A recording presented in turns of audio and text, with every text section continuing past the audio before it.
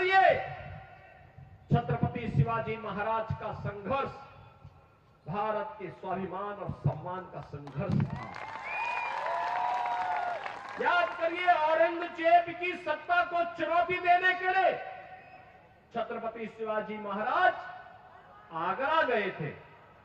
आगरा में हमारी सरकार ने वहां एक मुगल म्यूजियम बन रहा था। जब मैं मुख्यमंत्री बना, लोगों ने कहा इस म्यूजियम का नाम मुगल म्यूजियम है। मैंने कहा क्या इसमें होगा?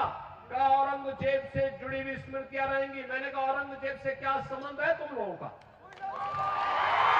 क्या संबंध है? यह एक विदेशी आक्रांता था। हमारा संबंध छत्रपति शिवाजी महाराज से है। इस म्यूजियम का नामकरण छत्रपति शिवाजी महाराज की स्मृति में होना चाहिए। छत्रपति शिवाजी म्यूजियम होगा।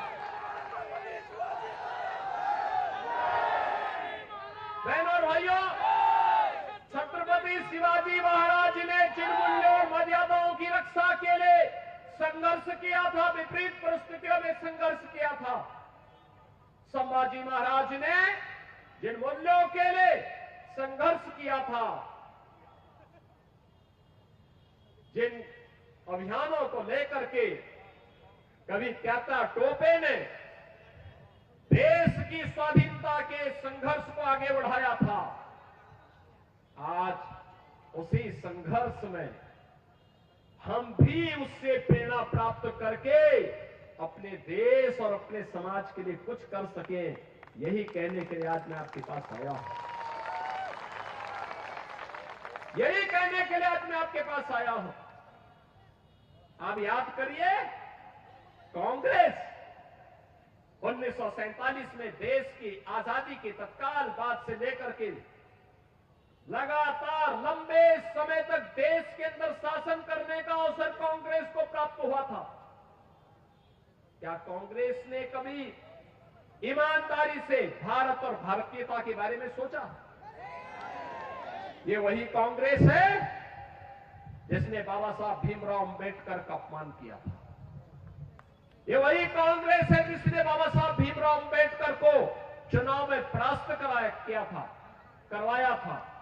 और यही कांग्रेस है जो लगातार भारत की सुरक्षा के साथ सेंध लगाती रही। याद करिए, आज एक समय था जब पाकिस्तान भारत के अंदर आतंकी वारदात को आगे बढ़ाता था।